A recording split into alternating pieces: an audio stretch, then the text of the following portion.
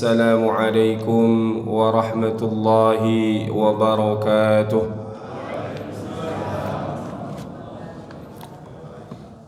Apa kabar Bapak Ibu semua, sehat? Sudah sarapan? Sama berarti belum ya? InsyaAllah nanti kita sarapan. Kalau tidak ada di masjid, di rumah masing-masing insyaAllah. Alhamdulillah, alhamdulillahi rabbil alamin, wa bihi nasta'inu ala umuri dunya waddin, wassalatu wassalamu ala ashrafil anbiya'i wal mursalin, sayyidina Muhammadin wa ala alihi wa ashabihi wa man tabi'ahum bi ihsanin ila yaumiddin.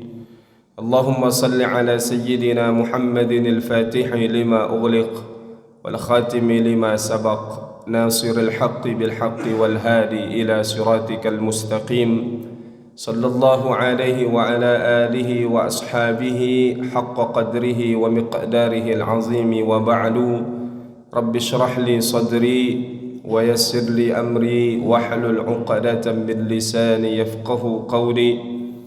اللهم إنا نسألك علما نافعا وعملا متقبلا ورزقا واسعا حلالا طيبا.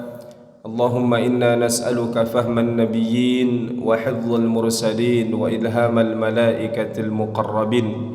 اللهم زدنا علما وارزقنا فهما. أصبحنا على فطرة الإسلام وكلمة الإخلاص وعلى دين نبينا محمد صلى الله عليه وسلم. Subhanallah wa bihamdihi adada khalqihi wa ridha nafsihi wa zinata arshihi wa midada kalimatihi. Bismillahilladzi la yadurru ma'a ismihi syai'un fil ardi wa la fis sama' wa huwa as-sami'ul 'alim. Radina billahi rabba wa bil islami dina wa bi Muhammadin nabiyyan wa rasula. Ma'asyiral muslimin, Bapak Ibu sidang jamaah salat fardu subuh yang dirahmati Allah Subhanahu wa taala, yang kami hormati para orang tua kami, cerdik pandai, tokoh masyarakat, pengurus masjid kita, imam masjid dan seluruh jamaah yang hadir.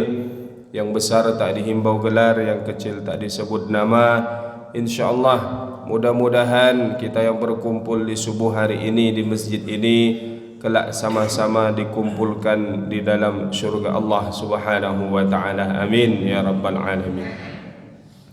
Alhamdulillah, pertama-tama tentunya kita bersyukur kepada Allah yang sampai hari ini, pagi ini masih memberi nikmat kepada kita, di antaranya nikmat kesehatan, nikmat kesempatan, taufik dari Allah Subhanahu wa taala, sehingga subuh hari ini sama-sama dapat kita hadir di masjid ini guna melaksanakan satu di antara kewajiban kita, yakni ibadah salat fardu subuh secara berjamaah, yang kemudian kita lanjutkan dengan beriktikaf, berdiam diri di rumah Allah ini sampai nanti terbitnya matahari dan kita sempurnakan insyaallah dengan salat sunnah isyraq atau salat sunnah duha di awal waktu, yang mudah-mudahan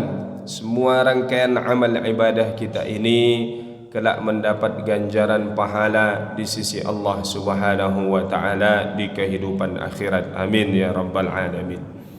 Bersolawat kepada Nabi kita Nabi Muhammad sallallahu alaihi wasallam. Allahumma salli ala sayyidina Muhammad wa ala ali sayyidina Muhammad. Assalamu alayka ya Rasulullah.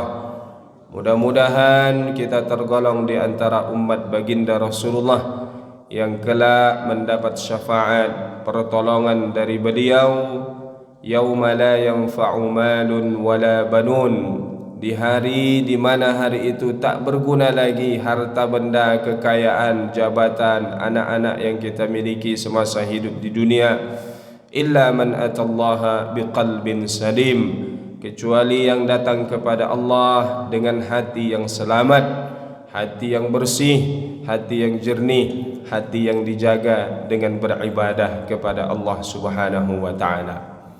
Bapak Ibu yang dirahmati Allah, kita sekarang tak ubahnya sedang berada fi musimin min mawasimit ta'ah, di dalam musim-musim ketaatan. Kalau buah-buahan sekarang musim apa, Bu? Enggak tahu juga, Ustaz, ya. Mau dibilang musim durian, durian enggak ada musimnya. Tiap tahun di Pekanbaru ada aja, ya. Jadi bukan hanya buah yang ada musimnya, tapi ketaatan ini juga ada musimnya. Maknanya kita sedang berada di waktu-waktu yang itu hendaknya, patutnya kita memperbanyak amal ibadah dan ketaatan kepada Allah Subhanahu wa ta'ala.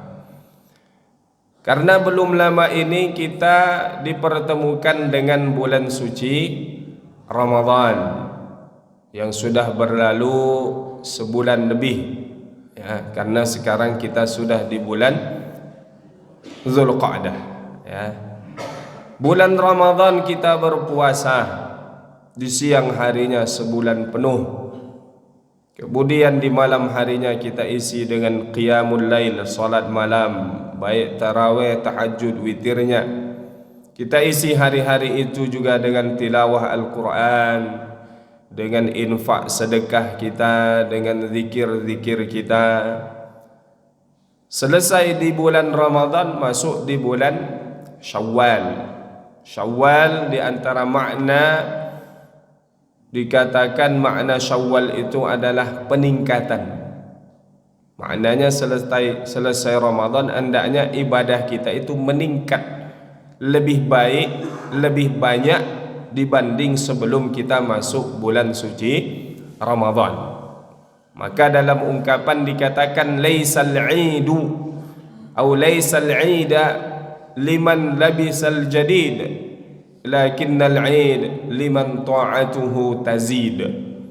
Bukanlah orang yang berhari raya itu orang yang berpakaian serba baru, tetapi orang yang berhari raya itu adalah orang yang ketaatannya bertambah di sisi Allah Subhanahu wa ta'ala. Apalagi bukan orang yang istrinya bertambah, ya. Nanti di hari raya disebut semuanya bertambah, Ustaz.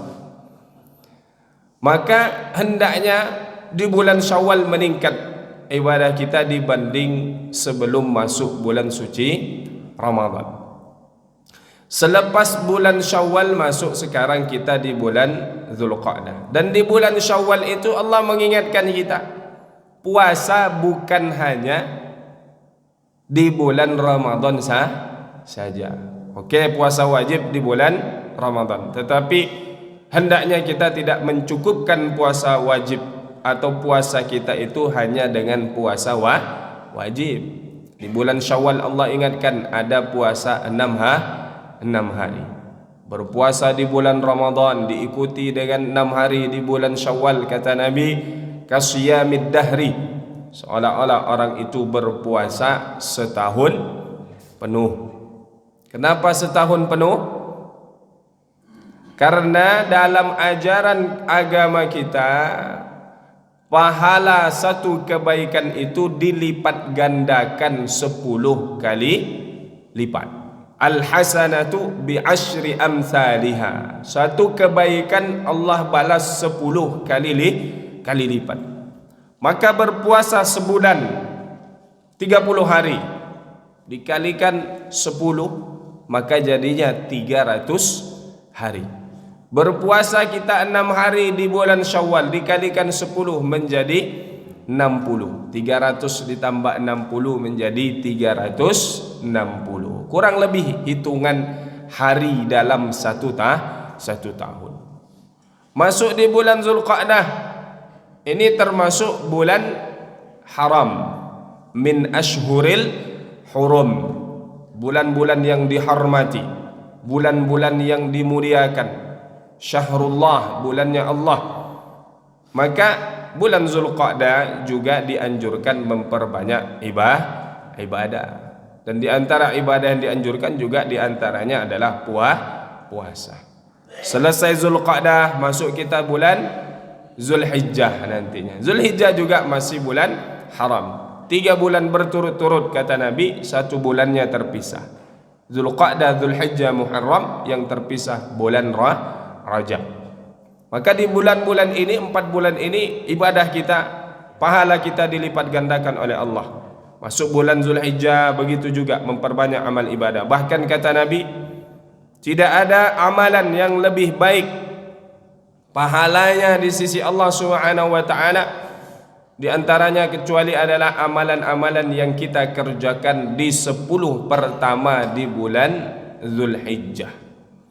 Amalan apapun yang kita kerjakan, yang bisa menyainginya hanyalah seseorang yang berangkat ke medan pertempuran, berperang membela agama Allah, membawa dirinya beserta harta perbekalannya, dan dia tidak kembali lagi dengan sesuatu apapun dari yang dibawanya itu, maknanya meninggal di medan pertempuran, hartanya juga habis. Itu yang bisa menyainginya di antara ibadah yang kita lakukan di 10 pertama di bulan Zulhijjah. Dan diingatkan lagi di tanggal 9 Zulhijjah nanti ada puasa Arafah. Puasa tanggal 9 Zulhijjah luar biasa pahalanya. Yukaffirus sanatain, menggugurkan, mengampuni dosa 2 tahun, setahun yang lalu dan setahun yang akan datang. Kata sebagian ulama kita, orang yang berpuasa di bulan ataupun di tanggal 9 Zulhijjah itu yang disebut dengan juga puasa Arafah, karena tanggal 9 itu jamaah haji wukuf di padang Arafah. Orang yang berpuasa tanggal 9 Zulhijjah di tahun itu kemungkinan besar panjang umurnya sampai tahun mendatang. Karena apa? Karena sudah diampuni dosanya yang akan datang, setahun yang akan datang. Selesai bulan Zulhijjah, masuk di bulan Muharram, masih bulan haram lagi. Bahkan ada juga diingatkan puasa di tanggal 10 Muharram, Ashura namanya, tanggal 10 Muharram, puasa Ashura. Tapi lebih dianjurkan kalau berpuasa 9-10 atau 10-11, digandengkan dengan sehari sebelumnya atau sehari setelahnya, atau sehari sebelum dan sehari setelahnya, 3 hari berturut-turut, 9, 10, 11. Tapi kalau mampunya tanggal 10 saja juga tidak mengapa. Kenapa ditambah 9, 10 atau 10, 11 Ustaz? Karena kata Nabi, untuk menyelisihi orang-orang Yahudi. Karena orang-orang Yahudi juga berpuasa. Orang-orang Yahudi juga senang menyambut tanggal 10 Muharram. Kenapa? Karena itu dikatakan hari diselamatkannya Nabi Musa beserta pengikutnya dari Bani Israel dari kejaran tentara Fir'aun, menyeberangi Laut Merah, selamat mereka. Maka berbahagia orang-orang Yahudi mengenang hari itu. Maka kata Nabi, kita lebih berhak untuk berbahagia, untuk senang dengan peristiwa tersebut, karena kita meyakini juga beriman kepada Nabi Musa alaihi salam. Maka Bapak Ibu yang dirahmati Allah Subhanahu wa taala, kita sedang berada di musim-musim ketaatan. Maka hendaklah, patutlah kita memperbanyak amal ibadah, ketaatan kita yang memang semestinya kita beribadah ini sepanjang tahun. Beribadah bukan hanya musiman. Beribadahnya hanya di bulan Ramadan. Baca Quran hanya di bulan Ramadan. Salat malam hanya di bulan Ramadan. Selesai Ramadan, hilang kemana? Nah, maka Bapak Ibu yang dirahmati Allah Subhanahu wa taala, subuh hari ini sedikit banyak kita membahas beberapa amalan-amalan yang insyaallah bisa mendatangkan banyak pahala. Dalam satu kutaib itu kalau bahasa kita buku kecil, karena bukunya kecil. Kalau yang besar namanya kitab. Bukunya kecil tapi insyaallah isinya besar atau pahalanya banyak. Disebutkan amalan-amalan di sini. Judul bukunya Aghla Minadz Dzahab. Apa artinya? Aghla dari kata ghalin, ismu tafdil menjadi aghla, lebih berharga, lebih bernilai, lebih mahal. Minadz dzahabi, Az-zahab artinya emas, lebih berharga, lebih bernilai daripada emas. Jadi ibu-ibu kita kalau sudah mendengar isi kitab ini, insya Allah kalau ke pasar tak cari emas lagi. Ya, sudah memiliki amalan yang lebih mahal daripada emas. Apalagi ibu kita yang punya suami orang Jawa. Nah, dia tak cari emas lagi karena sudah punya di rumahnya. Ada emasnya yang 70 kilo, ada yang 75 kilo, ya. Maka dalam kitab ini disebutkan amalan-amalan yang sebagiannya mungkin kita sudah mengamalkannya, tinggal bagaimana kita bisa istiqamah. Aghla minadz zahab, lebih bernilai daripada emas. Buku ini sudah diterjemah oleh kawan kita, ustadz kita, namanya Ustadz Abdul Karim. Dia lulusan dari Yaman, ya, dari Yaman. Nah, beliau sudah menterjemah buku ini dan dicetak oleh Tafakuh. Tafakuh ini toko buku Tafakuh yang punya Ustadz Dr. Mustafa Umar. Ini ada di Jalan Duyung. Di Jalan Duyung, masuk Jalan Duyung nanti ada itu di depan Masjid Nurul Haq kalau nggak salah. Nah, di depannya itu ada toko buku Tafakuh. Nah, di situ ada sudah diterjemah atau terjemahan daripada buku ini, aghla minadz zahab, lebih bernilai daripada emas. Nah, saya terkejut dulu ketika beliau menghadiahkan buku tersebut. Nah, saya lihat, saya bilang, oh saya punya yang bahasa Arabnya. Nah, Bapak Ibu yang dirahmati Allah Subhanahu wa taala, di awal-awal kitab ini disebutkan ada sekitar 10 ya hal-hal yang kemudian bisa menjadi amalan kita yang mungkin nampaknya ringan tetapi pahalanya besar di sisi Allah Subhanahu wa taala. Kenapa? Karena kita umumnya seperti itu.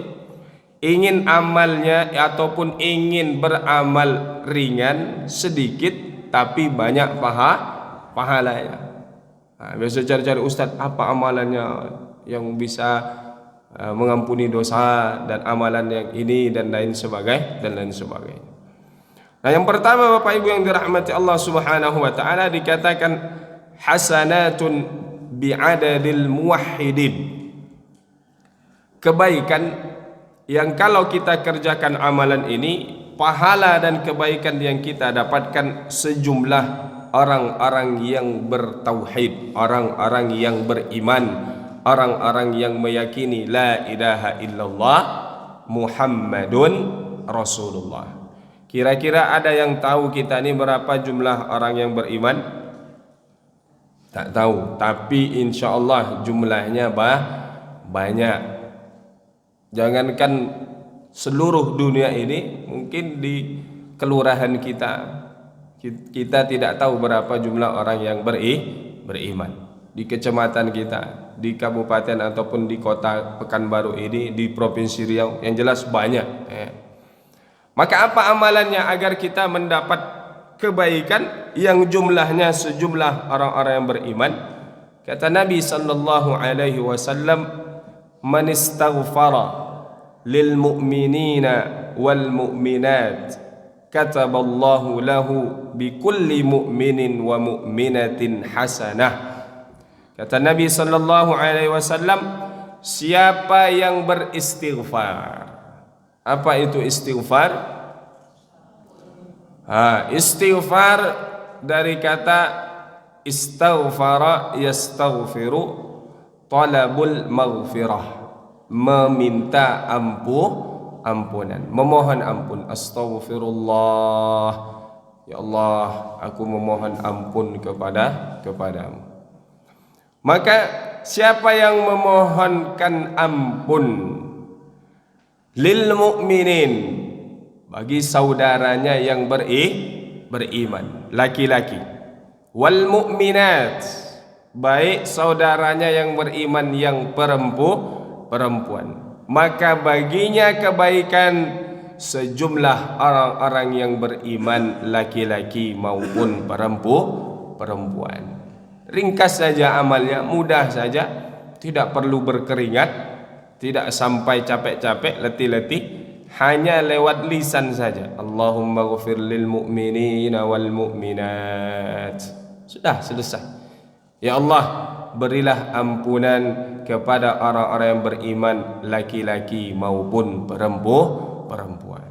Maka berupaya kita, Bapak Ibu yang dirahmati Allah Subhanahu wa taala, dalam setiap kita berdoa jangan pelit. Kalau berdoa saja pelit, lebih lagi dengan urusan masalah uang. Nah, kan berdoa ini enggak perlu uang, ya, tak perlu modal, ya. Cukup kita meminta kepada Allah Subhanahu wa taala.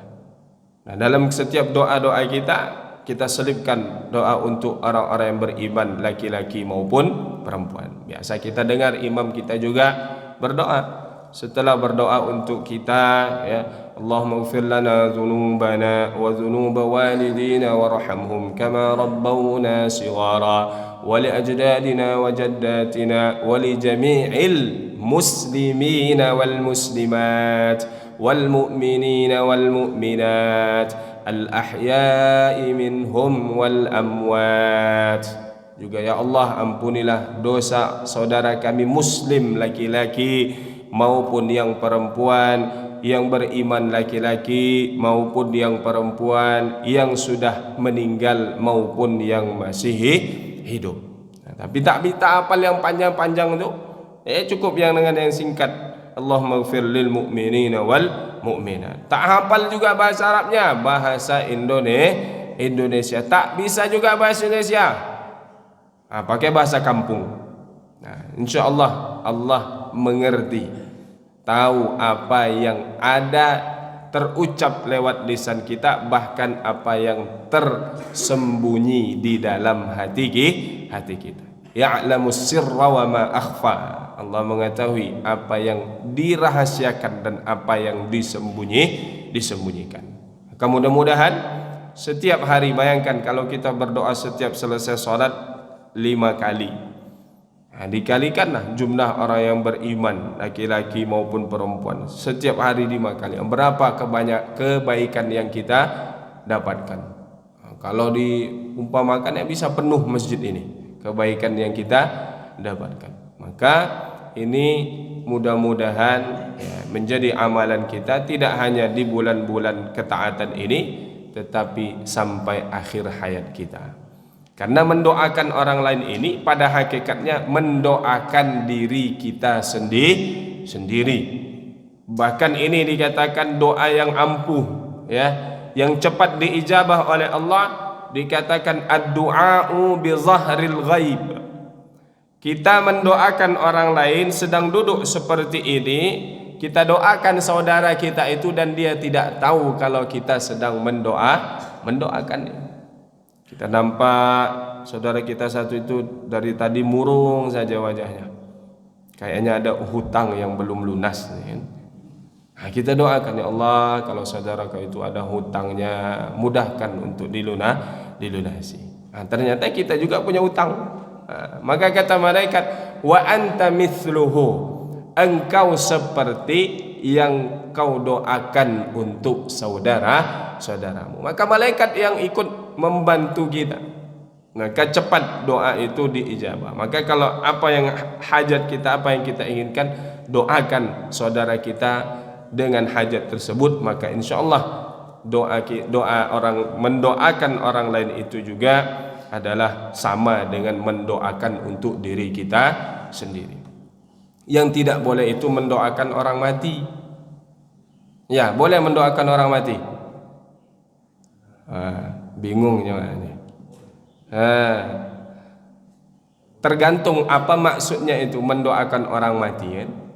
Mendoakan orang yang sudah meninggal tentu boleh. Mendoakan agar dia meninggal, itu bahasanya sama tapi kadang beda memahami. Biasa ini bahasa-bahasa orang di sosial media, kan? Katanya tak boleh mendoakan orang mati. Ya, mendoakan orang agar dia mati, ya tak boleh. Sama, enggak boleh nyuruh orang sholat. Kok enggak boleh nyuruh orang sholat, Ustaz? Padahal kan sholat itu kewajiban. Ya, kalau orang itu sedang sholat jangan disuruh suruh, ya itu maksudnya. Jangan menyuruh orang sholat. Permainan kata-kata, permainan bahasa. Maka ini yang pertama, al-hasanatu au hasanatun bi'adadil muwahhidin. Kebaikan, pahala yang didapat dengan amalan tersebut sejumlah sebanyak orang-orang yang beriman, laki-laki maupun perempuan. Bahkan dikatakan juga yang beriman dari sejak Nabi Adam sampai yang hidup di zaman sekarang, karena mereka juga termasuk orang-orang yang beriman dan umum. Allahumma ighfir lil mu'minina wal mu'minat. Kalau itu lebih banyak lagi pahala yang kita dapatkan. Maka di sini pun ditambahkan penjelasannya, ya, faman ghairullahi ya'lamu adadal mu'minin. Siapa yang selain Allah mengetahui berapa jumlah orang-orang yang beriman, laki-laki maupun perempuan, min ladun Adam alaihissalam, dari sejak Nabi Adam alaihissalam, ila qiyamis sa'ah, sampai nanti terjadinya kiamat. Yang kedua, Bapak Ibu yang dirahmati Allah Subhanahu wa taala, al-hajju wal umratu khilala sa'ataini faqat. Kita mendapatkan pahala haji dan umrah hanya dalam kurun waktu 2 jam. Sekarang kalau haji berapa tahun nunggu? 15, ya, bisa lebih dari itu, ya, belum lagi nanti ada perubahan. Sekarang ada penambahan pula biaya haji, ya, sehingga banyak yang tahun ini seharusnya berangkat, tapi karena ada biaya tambahan tidak sanggup membayar, akhirnya tidak berangkat. Insya Allah kalau sudah seperti itu dan Allah lebih dulu memanggil dia daripada berangkat ke tanah suci menjadi tamu Allah, insya Allah sudah dicatat sebagai orang yang berangkat haji, ya, tidak perlu khawatir, ya. Maka ada amalan dalam kurun waktu 2 jam kita bisa mendapatkan pahala seperti orang melaksanakan ibadah haji dan umrah sempurna. Dan ini tentunya sudah sering disampaikan oleh guru-guru kita, apalagi di masjid kita ada kajian subuhnya, kajian rutinnya, dan ini yang kita lakukan, ya, kurang lebih 2 jam, ya, dari sejak kita sholat subuh tadi sampai nanti kita melaksanakan sholat sunnah isyraq atau sholat sunnah duha di awal waktu. Apa kata Nabi sallallahu alaihi wasallam? Man shalla subha fi jama'atin. Siapa salat subuh secara berjamaah, tentu maknanya berangkat ke masjid, ke rumah Allah Subhanahu wa taala. Thumma, atau kemudian dia qa'ada yadhkurullaha ta'ala, dia duduk, dia diam di tempatnya ataupun berada di masjid itu, di tempat dia salat itu, tidak keluar dari masjid ini, dan tentu tetap dalam keadaan suci, tidak berhadas, ya, tetap ada wuduknya, ya, hatta tatlu asyams, ya, dia berzikir, baik jenis zikirnya dia baca Quran kah, dia zikir subhanallah walhamdulillah, ataupun kemudian duduk di majelis ilmu seperti ini, karena majelis ilmu juga dikatakan sebagai majelis zikir. Kata Nabi kepada para sahabat, idza marartum bi rawdatin min riyadil jannah farta'u. Kalau kalian melewati taman di antara taman surga yang ada di dunia ini, maka mampirlah.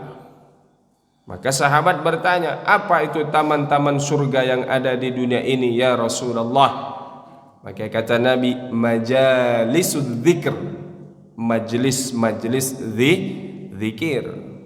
Maka memang ada majelis-majelis zikir, orang duduk berkumpul bersama-sama berzikir, ya, mau zikirnya jahar dengan suara yang lantang atau suara yang kedengaran, maupun sir dengan suara yang lirih, itu boleh-boleh saja. Sudah menjadi pembahasan ulama kita, khilaf di kalangan para ulama, ya. Kalau sudah masalah khilafiyah, ya tinggal pilih saja mau ikut yang mana, tanpa harus menyalahkan yang lain, Nah, sekarang banyak keributan dalam masyarakat kita, di tengah masyarakat kita, jamaah masjid dengan jamaah masjid yang lainnya, pengurus dengan pengurus yang lainnya, hanya masalah-masalah khilafiyah. Yang itu sudah menjadi pembahasan para ulama kita. Ya, kalau masalah khilafiyah, apa yang sudah lazim, yang sudah umum ataupun sudah lama diterapkan di tempat kita, yaitu yang menjadi kesepakatan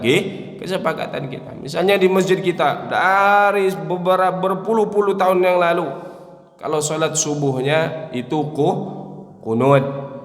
Ya, maka kalau ada orang yang baru yang datang, misalnya dia baru lulus dari luar negeri, entah universitas mana, ya di sana dia mungkin tidak kunut subuh.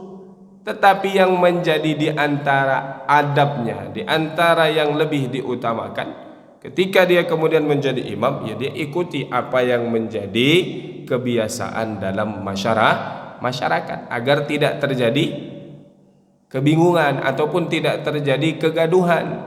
Ya, orang-orang tua kita dulu misalnya biasa dia kunut subuh, tiba-tiba ada imam, kok nggak kunut imamnya nih, tak juga sujud sahwi di akhirnya. Nah, maka bingung masyarakat. Nah, begitu kami belajar di Mesir, kuliah di Al-Azhar misalnya, masuk jurusan syariah Islamiyah yang membahas tentang syariat, fikih. Nah, itu dosen akan nanya, dari mana negara asal kita? Min aina yabni, kata guru kita, dosen kita. Dari mana wahai anakku asalmu? Indonesia, kata kita. Maka dia akan bilang, masuk kelas fikihnya Imam Asy-Syafi'i. Kenapa? Karena mayoritas Muslim Indonesia mengamalkan fikihnya, madhabnya, pendapatnya Al-Imam Asy-Syafi'i rahimahullahu ta'ala. Maka umum kita dengar di masjid-masjid kita, kalau baca Fatihahnya maka bismillahnya dijaharkan. Kenapa?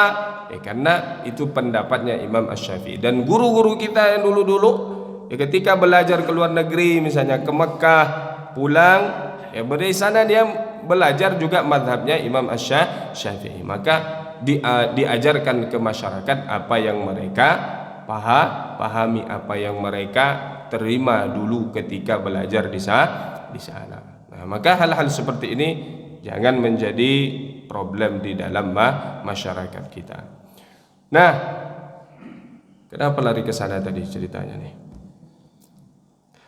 Baik, Bapak Ibu yang dirahmati Allah Subhanahu wa taala, maka salat subuh berjamaah, dia tidak beranjak, tidak keluar dari masjid tersebut, maka kemudian sampai terbitnya matahari, maka dia sempurnakan thumma shalla raka'ataini, kemudian dia salat 2 rakaat, maka pahalanya didapatkan sama dengan pahala haji dan umrah, sempurna dan sempurna. Meskipun tentu tidak akan pernah sama persis dengan orang yang langsung berangkat ke sana. Jangan pula nanti ada, ayo kita berangkat umrah. Tidak perlu, saya setiap pekan sudah umrah. Saya di masjid beriktikaf, ikut kajian Ahad subuh. Ya, tidak juga demikian. Ini maknanya, kalau kita tidak punya kesempatan, tidak ada kelapangan rezeki, kita juga bisa mendapatkan pahala tersebut dengan kemudian mengerjakan amalan ini. Beriktikaf di masjid sampai terbitnya matahari, kemudian sholat 2 rakaat. Nah, di masjid kita kapan sholat isyraqnya nih? Apakah begitu nanti bunyi alarm, bunyi jam layar kita nih, tit, apa ustadznya langsung berhenti? Ini ibu iya, bapak tidak. Macam mana nih? Ya. Sudah ditambah. Ya. Itu dia yang ingin diperjelas. Ya, karena memang terjadi khilaf, perbedaan pendapat di kalangan ulama. Ada yang mengatakan begitu waktu terbit sudah boleh sholat isyraq. Ada yang membedakan sholat sunnah isyraq dengan sholat duha. Ini panjang lagi kajian pembahasannya ini. Jadi mungkin juga sudah dijelaskan ya oleh guru-guru kita ya tentang perbedaan antara ada yang menyatakan sholat sunnah isyraq itu terpisah atau beda dengan sholat sunnah duha di awal waktu. Ada yang mengatakan sama itu juga sholat sunnah isyraq dengan sholat duha. Karena di sini umum mengatakan sholat dua rakaat. Adapun kemudian yang menyatakan sholat sunnah isyraq beda dengan yang sholat sunnah duha, maka membolehkan sholat begitu sudah terbit matahari sudah boleh sholat. Kenapa? Karena ada rentetannya, ada sebabnya kenapa dia sholat. Karena mengikut hadis ini, dia beretikaf dari sejak sholat subuh, begitu terbit matahari dia sholat. Kan waktu terbit itu haram untuk sholat. Haram untuk sholat sampai meninggi seukuran tombak, yaitu tadi kalau dikira-kirakan kurang lebih 12 menit, ada yang bahkan 15 menit. Nah, maka orang yang menyatakan seperti ini boleh kemudian ketika sudah terbit maka sholat. Tetapi yang menyatakan itu adalah sholat duha di awal waktu sama ya, maka kemudian dia menunggu setelah meninggi kurang lebih seukuran tombak tertingginya matahari dari waktu terbit itu ya sekira kurang lebih ya 12 menit atau 13 atau 14 15 menit ya, maka barulah boleh melaksanakan sholat. Nah, nanti niatnya mau sholat sunnah isyraq tidak mengapa, mau niatnya sholat sunnah duha juga sah, boleh saja, dan tetap dia dapat pahala haji dan umrah. Karena di sini riwayatnya ataupun redaksinya shalla raka'ataini, salat 2 rakaat. Jadi salat 2 rakaat apa saja. Nah, misalnya dia dari waktu terbit sudah ditambah 12 menit, dia masih ya duduk berzikir sampai jam 7 nanti. Tidak masalah, baru dia salat. Jadi maknanya salat sunnah isyraq ini tidak ada kemudian batasan waktunya. Ya, maknanya kalau dia masih berdiam, ini kan batasan awalnya itu sampai matahari terbit. Itu batasan minimalnya, dikatakan dia bisa mendapat pahala haji dan umrah. Lebih dari itu tak masalah. Nanti dia sampai jam 9 bahkan. Kemudian dia sholat duha di waktu yang lebih afdal juga tidak mengapa. Nah, ini diantara penjelasan yang dijelaskan oleh masyayikh guru-guru kita. Nah, mungkin ada yang bertanya, Ustadz, apakah orang yang sholat di rumah bisa juga mendapatkan pahala ini? Tentunya terutama yang ibu-ibu. Kenapa? Karena ibu-ibu ini kan Ustadz tidak ada anjurannya sholat berjamaah di masjid, walaupun juga tidak ada larangannya. Nah, ini kita harus menyampaikan dua-duanya. Kadang ada yang hanya menyampaikan satu saja, riwayat wal buyutu khairul lahunna, dan rumah itu lebih baik bagi perempuan. Maknanya salat lebih baik bagi perempuan di rumah saja. Lupa ataupun tidak menyampaikan riwayat yang lain yang Nabi mengatakan jangan larang perempuan yang juga ingin datang salat berjamaah selagi mampu menjaga diri terhindar dari fitnah, terlebih di waktu-waktu yang gelap. Nah, waktu yang gelap kan tidak terlalu kelihatan. Nah, tapi sekarang ini sudah terang ya, jalan-jalan sudah terang apa lain sebagainya. Nah, tapi tetap tidak menghilangkan makna tersebut. Mana waktu-waktu yang gelap? Subuh itu gelap, maghrib, isya, 3 waktu ini. Nah, selagi tidak ada ataupun kemudian tidak dilarang oleh suami ataupun yang menjadi orang tuanya kalau belum bersuami, maka boleh dia datang, apalagi untuk majelis ilmu ya dan lain sebagainya. Nah, kalau perempuan yang memilih sholat di rumah, pendapat sebagian ulama boleh dia sholat di mana dia tempat sholat, kemudian tidak beranjak dari situ, atau memang ada khusus. Jadi memang sebaiknya di rumah kita itu ada semacam dibuat tempat khusus untuk sholat. Kenapa? Karena dalam satu riwayat Nabi mengatakan sebaik-baik sholatnya laki-laki itu adalah di rumahnya, kecuali sholat wajib. Maka sholat sunnah qabliyah ba'diyah itu sebahagiannya dianjurkan dikerjakan di rumah. Termasuk qabliyah subuh, misalnya kita bangun sudah azan di masjid, kita qabliyah subuh di rumah tidak mengapa.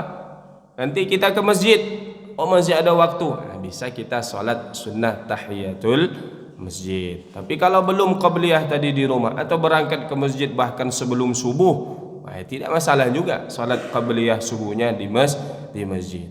Begitu juga dengan nanti maghrib dan isyanya, yang kalau malam ini lebih diutamakan di rumah. Tapi kalau memilih di masjid juga tidak mengapa. Kenapa? Kadang sudah pulang ke rumah Ustaz, banyak aja godaannya, niatnya ba'diyah maghrib di rumah, sekali pulang ke rumah ngelihat ini, ngelihat itu, tak jadi dia salat. Karena memang di masjid ini lebih khusyuk, lebih aman dan lebih kondusif. Ini pilihan saja. Tapi kalau bisa itu lebih baik, lebih mantap lah kalau bahasa kita.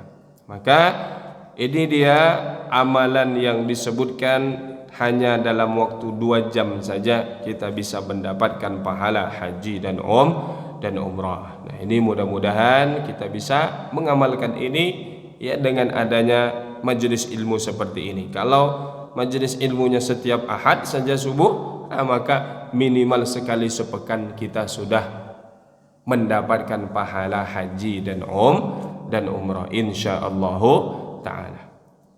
Kemudian amalan selanjutnya, kita bisa mendapatkan syafaat Nabi sallallahu alaihi wasallam. Apa itu syafaat Nabi? Pertolongan dari Rasulullah, tentu dengan atas izin Allah Subhanahu wa ta'ala. Jadi nanti di akhirat bisa jadi timbangan amal soleh kita lebih ringan yang berat amalan, ataupun yang berat dosa kita, maka kita masuk neraka. Tapi karena syafaat Nabi, kita dikeluarkan dari neraka, akhirnya masuk surga. Atau bisa jadi timbangannya sama, lalu kemudian dengan syafaat Nabi beratlah timbangan amal soleh kita, akhirnya kita masuk surga Allah Subhanahu wa ta'ala. Maka syafaat, pertolongan dari Rasulullah. Begitu juga nanti di padang mahsyar, matahari sejengkal di atas kepala kita kepanasan. Nah, sekarang ini saja kita sudah merasakan panas yang luar biasa. Beberapa waktu ini kemarin, ya beberapa pekan lalu atau sampai saat ini masih terasa siang hari panas luar biasa. Sampai berapa? 32 ya. Tapi kalau orang yang pernah hidup di daerah Afrika, daerah Timur Tengah, itu 32 belum apa-apa. Kami di Mesir kalau musim panas, puncak musim panas itu panasnya bisa sampai 40 derajat. 40 bisa sampai 45. Nah, kalau sudah puncak musim panas itu bibir pecah-pecah, berdarah bahkan bisa, mimisan ya. Itu kalau sudah masuk musim panas. Jadi kalau kita 32 ini belum apa-apa, tapi kita sudah banyak mengeluh luar biasa. Ada yang bahkan mengganti AC-nya dari setengah PK jadi 1 PK karena sudah tak terasa. Nah, ini mudah-mudahan menjadi iktibar, menjadi renungan bagi kita. Kalau panas dunia sudah sebegitu dahsyatnya, apalagi panas neraka nanti. Yang dikatakan panas neraka itu ada riwayat menyebutkan 69 kali lipat panasnya dibanding panas yang ada di dunia. Seringan-ringannya dikatakan siksa di dalam neraka, penduduk neraka itu diberikan sandal alas kaki dari bara api neraka, dia pakai lalu mendidih otaknya, mendidih kepalanya, saking panasnya. Nah, di padang mahsyar panas luar biasa, matahari sejengkal di atas kepala kita. Ada yang berkeringat sampai keringatnya ke mata kakinya, ke lututnya, ke pinggangnya, ke lehernya, bahkan menutupi badannya, tergantung daripada amalnya. Nah, di sana nanti kita bagaimana? Mencari tempat perlindungan, mendatangi Nabi Adam, mendatangi Nabi Nuh, mendatangi Nabi Musa, Nabi Ibrahim. Tidak ada yang bisa memberikan syafaat. Yang memberikan syafaat adalah Nabi Muhammad sallallahu alaihi wasallam. Bagaimana agar kita mendapatkan syafaat beliau? Ya, dalam suatu riwayat dikatakan, man shalla alayya hina yusbih ashran wa hina yumsi ashran adrakathu syafa'ati yaumal qiyamah. Siapa yang bersolawat kepadaku, kata Nabi, 10 kali di pagi hari, 10 kali di sore hari, maka insyaallah mendapatkan syafaatku di akhirat nantinya. Ada yang menyebutkan hadis ini derajatnya dhaif, lemah. Tetapi banyak riwayat-riwayat lain yang menguatkan bahwasanya bersolawat kepada Nabi ini bisa menjadi asbab kita mendapatkan syafaat dari Rasulullah sallallahu alaihi wasallam. Dalam riwayat lain kata Nabi, awlan nasi bi yaumal qiyamah aktsaruhum salatan alayya. Orang yang dekat denganku di hari kiamat nanti, kata Nabi, orang yang paling banyak bersolawat kepadaku. Dalam riwayat lain juga Nabi mengatakan bahwasannya, apa kata beliau? Fa inna salatakum ma'rudatun alayya. Salawat kita ini langsung sampai kepada Nabi sallallahu alaihi wasallam. Man shalla alayya salatan sallallahu biha alaihi ashran. Yang bersolawat sekali kepadaku, kata Nabi, maka Allah bersolawat ke atasnya 10 kali. Tinggal dikali saja. Kalau 1 10, 10 jadi 100, 100 jadi 1000, 1000 jadi 1 juta, ya. Nah, sebegitu banyak kita bersolawat kepada Nabi, sebanyak itu pula lah akan kita mendapatkan balasannya. Dan kata para ulama kita, solawat ini amalan yang langsung diterima oleh Allah dan disampaikan kepada Nabi. Bahkan walaupun salawat itu terucap dari lisannya orang fasik. Orang fasik ini yang gemar melakukan dosa dan maksiat. Ya, siangnya judi, malamnya mabuk-mabukan. Tapi kalau dia bersolawat, sampai solawat itu. Maka di antara adab kita berdoa ini, selain kita memulai dengan hamdan, pujian kepada Allah, alhamdulillahi rabbil alamin, maka disusul setelah itu wassalatu wassalamu ala nabiyyina Muhammadin, salawat. Kemudian sebelum kita tutup doa itu, kita akhiri juga dengan salawat. Rabbana atina fid dunya hasanah wa fil akhirati hasanah wa qina adzabannar. Wa sallallahu ala nabiyyina Muhammadin wa ala alihi wa sahbihi ajma'in. Walhamdulillahi rabbil alamin. Kenapa kata para ulama kita mulai dengan salawat, kita tutup dengan salawat? Karena salawat yang kita mulai dengan tadi itu diterima oleh Allah, salawat penutup jadi juga diterima oleh Allah. Maka besar kemungkinan doa yang ada di antara dua salawat itu juga akan diterima oleh Allah Subhanahu wa ta'ala. Maka ini di antara adab-adab kita dalam berdoa. Jangan lupa memulai dengan salawat, menutupnya juga dengan salawat. Maka siapa yang bersalawat kepada Nabi 10 kali di pagi harinya, 10 kali di sore hari, waktu yang baik berzikir di pagi hari itu ya seperti sekarang, selepas sholat subuh sampai terbitnya matahari.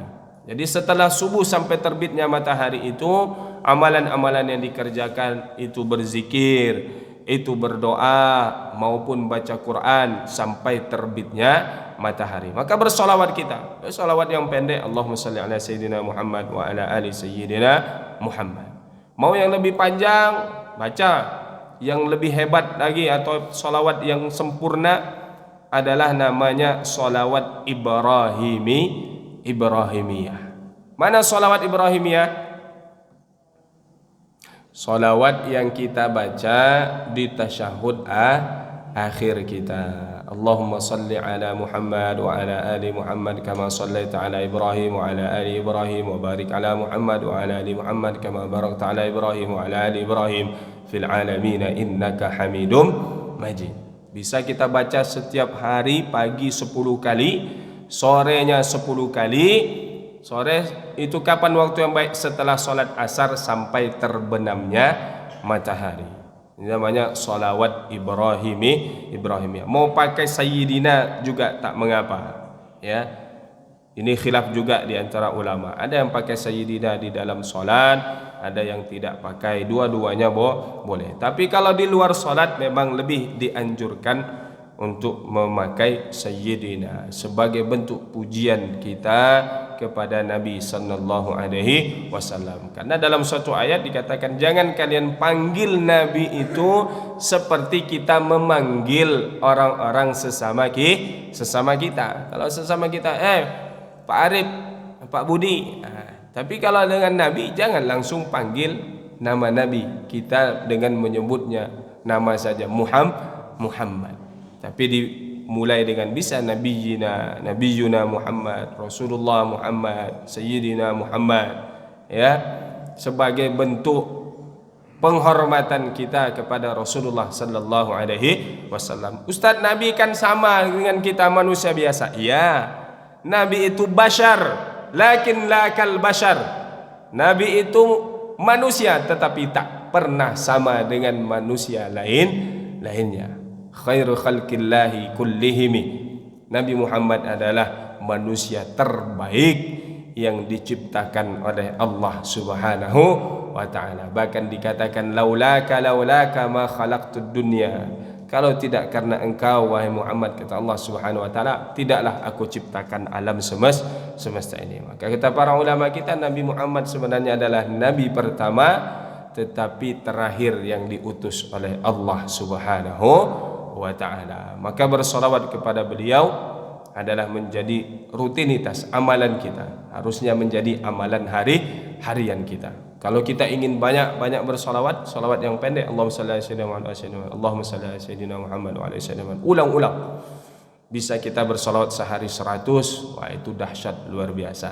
Ya, solawat ini bisa dikatakan sebagai kunci juga dari segala permasalahan yang kita hadapi. Karena beliau Rasulullah adalah orang yang paling dicintai oleh Allah Subhanahu wa ta'ala. Maka mudah-mudahan ini juga menjadi amalan kita di setiap harinya. Kemudian ada amalan berikutnya dikatakan kalau kita mengerjakan amalan ini, pintu-pintu surga nanti di akhirat dibukakan semua untuk kita. Bebas kita mau milih masuk pintu surga yang mana. Dikatakan pintu surga itu ada 8, ya. Ada namanya babul jihad, pintunya orang yang berjihad di jalan Allah, syahid berperang di jalan Allah. Ada babus sedekah, pintunya orang yang gemar bersedekah. Ada babur rayyan, pintunya orang yang rajin berpuasa. Karena babur rayyan bisa maknanya melepaskan dahaga. Ya, karena orang yang berpuasa menahan dahaganya. Maka dibuka pintu-pintu surga itu, nanti bebas mau milih masuk yang mana. Kalau udah dibuka semua, jangan pula nanti bingung pula Ustaz mau masuk yang mana, ya. Pintu surga ataupun surga Allah itu mana saja adalah yang terbaik. Maknanya kenikmatan di dalamnya luar biasa. Bahkan dikatakan orang yang terakhir masuk surga nanti, begitu dia masuk ke dalam surga, dia mengatakan, ya Allah, apakah engkau mengolok-olokkanku, mengejekku, menghinaku? Maknanya aku ini orang yang paling terakhir masuk surga. Kenapa surga ini juga masih begitu indahnya? Maka tak terbayang oleh kita bagaimana kalau masuk surga bila hisab, tanpa dihitung lebih dahulu, atau tidak ada transit di neraka dulu, tapi langsung masuk surga. Bagaimana kenikmatan di dalam surga itu? Sungguh sangat luar biasa. Kenikmatan di dalam surga adalah kebahagiaan yang sesungguhnya. Karena kita bahagia di dunia ini, kita bisa senang karena dihilangkan rasa sedih, ya. Tetapi di akhirat itu, di dalam surga itu, nikmatnya itu adalah kenikmatan yang hakiki, kenikmatan yang sesungguhnya. Bayangkan, di dalam surga tidak ada beban, kewajiban lagi, karena kita sudah menunaikan tugas kita di dunia. Di sana hanya menikmati saja. Mau makan apa saja ada, minum apa saja ada. Bahkan dikatakan kalau di dunia ini kita makan minum ada pembuangannya, tetapi di surga itu tidak ada pembuangannya, karena tidak menjadi kotoran. Di surga itu tidak ada hal-hal yang tidak baik, semuanya adalah hal yang baik. Lalu bagaimana makanan dan minuman itu? Dia berubah menjadi minyak wangi, keringat kita berubah menjadi minyak wangi yang luar biasa. Ya, bahkan surga itu sendiri turabuhu misk, debunya adalah minyak kasturi yang sungguh sangat luar biasa. Dipan-dipannya, pakaiannya. Maka inilah yang harus menjadi motivasi kita hidup di dunia ini sementara. Dan kalau kita ingin mencari dunia ini, pasti tak akan kita dapat. Semakin kita mengejar dunia, semakin kita terjerumus, semakin kita terpuruk, semakin kita kesusahan, ya. Maka tujuan dunia, hidup di dunia ini adalah untuk mendapatkan akhirat. Apa amalannya agar pintu-pintu surga itu nanti dibukakan untuk kita? Ini sudah sering kita amalkan. Kata Nabi, siapa yang berwudu dengan wudu yang sempurna, maknanya wudunya wudu yang baik, tidak hanya yang rukun, tetapi ditambah diambil juga wudu yang sunnahnya, seperti yang lazim kita kerjakan, ya, mencuci tangan 3 kali dulu, ya, kemudian berkumur-kumur 3 kali semuanya, ya, membersihkan hidung kita, kemudian barulah mencuci wajah, masuk kepada rukun yang pertama setelah niat. Jadi yang rukun wudu ada berapa? 6, ya. Niat, kemudian mencuci wajah, tangan sampai siku, mengusap sebahagian kepala, kaki sampai mata kaki, dan tertib. Nah, itu yang lainnya itu adalah sunnah, tetapi diamalkan, ya, jangan tinggalkan. Setelah muka, ya, tangan sampai siku, mengusap sebagian kepala, membersihkan telinga, kemudian kaki sampai mata kaki. Nah, yang wudunya sempurna seperti ini, bahkan kalau bisa ditambah dengan zikir-zikirnya. Ada bacaan di setiap kita mencuci bahagian tubuh kita. Nah, boleh nanti dirujuk dalam kitab Al-Adhkar lil Imam An-Nawawi, kitab Adhkar karya Imam An-Nawawi. Sudah juga diterjemah ke dalam bahasa Indonesia. Harganya tidaklah mahal, 60-65 ribu. Nah, itu wajib kita punya buku ini di rumah kita. Kata guru-guru kita, bi'dar washtaril adhkar. Kalau tak punya uang juga untuk membeli buku ini, jual tanah, jual rumah. Nah, saking pentingnya buku ini untuk dimiliki. Buku-buku zikir, ya, semua lengkap insyaallah di dalam kitab itu, Al-Adhkar lil Imam An-Nawawi. Silahkan nanti dicari di toko buku. Nah, ada bacaan-bacaannya, ya, ketika kita mencuci wajah misalnya, Allahumma bayyid wajhi yawma tabyaddu wujuhun wa taswaddu wujuh. Sambil kita mengusap itu, sambil kita membaca zikirnya, bahkan sambil meresapinya. Ya Allah, putihkanlah wajah ini, di mana nanti ada wajah yang Engkau hitamkan. Di akhirat itu wajah orang-orang kafir dihitamkan oleh Allah Subhanahu wa taala. Ketika mencuci tangan kita, Allahumma a'tini kitabi biyamini, ya Allah, nanti di akhirat catatan amal itu berikan dengan tangan kanan. Yang mengambil catatan itu tangan kanan, artinya catatan itu bagus, tidak ada merahnya rapot kita. Tapi kalau mengambil dengan tangan kiri, berarti catatan amalnya tidak bagus. Bahkan ada yang mengambilnya dengan membelakang. Kenapa? Saking tidak maunya melihat catatan amalnya itu, dia tahu catatannya tidak bagus. Maka ketika mencuci tangan kiri itu juga, Allahumma la tu'ti kitabi bishimali. Allah, jangan nanti tangan kiri ini yang mengambil catatan amal tersebut. Begitu juga mengusap sebagian kepala kita, Allahumma harrim sya'ri wa bashari minan nar. Haramkan rambut ini dan seluruh anggota ini dari tersentuh api neraka. Mencuci kaki, Allahumma tsabbit qadami ala dinika wa ala ta'atik. Ya Allah, teguhkanlah kaki ini di dalam agama dan dalam ketaatan kepadamu, dan seterusnya. Nah, sempurna wudunya, kemudian dia berdoa. Setelah itu doa apa yang kita baca? Asyhadu an la ilaha illallah wahdahu la syarikalah wa asyhadu anna Muhammadan abduhu wa rasuluh. Yang membaca ini setiap selesai wudhu, maka itu diantara balasan nanti didapatkan, dibukakan pintu surga bagi mereka. Dan bagi ibu-ibu ada juga amalan khusus atau yang lebih daripada itu. Kata Nabi, perempuan mana saja, 4 syaratnya. Perempuan mana saja salat 5 waktu, puasa di bulan Ramadan, menjaga kehormatannya, taat pada suaminya, maka nanti juga dia dibukakan pintu surga yang mana saja. Jadi 4 amalan, bukan nyuruh suami nikah 4, Bu. Nah, itu berat itu ya.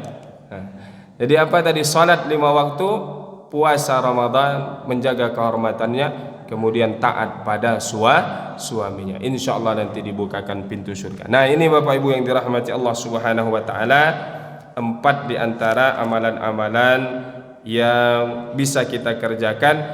Kita selesaikan dengan secara ringkas ya. Ada ribuan pahala yang kita dapat dalam hitungan detik. Apa itu? Membaca Al-Quran. Karena satu hurufnya dapat 10. Nah, berapa menit kita bisa membaca setengah halaman misalnya, kalikan 10. Berapa dari setiap huruf itu kita mendapatkan pahala. Kemudian masih ada dosa. Bagaimana cara mengampuni dosa kita? Di antaranya selain memperbanyak istighfar, ada zikir yang diajarkan Nabi. Siapa yang mengucapkan subhanallahi wa bihamdi, subhanallahi wa bihamdi, subhanallahi wa bihamdihi, subhanallahi wa bihamdi, diulang-ulang 100 kali setiap sehari semalamnya ini, maka diampuni dosanya meskipun sebanyak buih yang ada di lautan. Subhanallah wa bihamdi. Kemudian dijauhkan dari api neraka, memperbanyak puasa. Sehari puasa dijauhkan dari neraka sejauh 70 tahun perjalanan. Ada sanggup kita berjalan 70 tahun? Tak sanggup. Nah, sebegitulah sehari puasa jauh 70 tahun dari neraka. Sehari berpuasa, maka semakin banyak puasa, semakin jauh dari neraka. Kemudian buat bagi kita itu rumah atau istana di dalam surga. Apa itu? Menjaga salat sunnah rawatib, qabliyah ba'diyah. Ada yang mengatakan 10 rakaat, ada yang mengatakan 12 rakaat. 2 rakaat sebelum subuh, 2 rakaat sebelum zuhur, 2 rakaat setelah zuhur, 2 rakaat setelah maghrib, 2 rakaat setelah isya. 10 rakaat. Yang 12 yang mana Ustaz? Sebelum zuhur 4 rakaat. Jadi dari 2 tadi tambah 2 menjadi 12. Nah, ini salat sunnah muakkadah. Kemudian berapa pohon kurma yang kita bisa tanam di dalam surga? 1 kali tasbih subhanallahil azim, subhanallahil azim wa bihamdi, subhanallahil azim wa bihamdi, subhanallahil azim wa bihamdi, subhanallahil azim wa bihamdi. 1 pohon kurma yang kita tanam di dalam surga. Jangan hanya sibuk menanam pohon sawit. Pohon kurma ditanam juga di surga. Berarti maknanya nanti kita akan mendapat. Berapa kita bisa? Berapa 1 hektar itu? Berapa pohon sawitnya? 130. Maka kalau kita baca subhanallahil azim wa bihamdi 130, maka 1 hektar pohon kurma kita sudah ada di dalam surga yang nanti kita dapatkan. Kemudian hasanat mithlu jabalil Uhud, kebaikan yang sebesar gunung Uhud. Apa amalannya? Siapa yang datang bertakziah sampai menyolatkan jenazah itu, maka pahalanya 1 gunung Uhud. Yang sampai mengantarkan ke kuburannya, pahalanya 2 gunung Uhud. Inilah Bapak Ibu yang dirahmati Allah Subhanahu wa taala, mudah-mudahan bisa kita amalkan. Wallahu a'lam bishawab. Yang benar datangnya dari Allah, yang salah dari kami sendiri. Ihdinas siratal mustaqim. Semoga Allah tunjukkan kepada kami atau kepada kita jalan yang lurus. Demikian, mohon maaf atas segala kekurangan dan kekhilafan. Wassalamualaikum warahmatullahi wabarakatuh.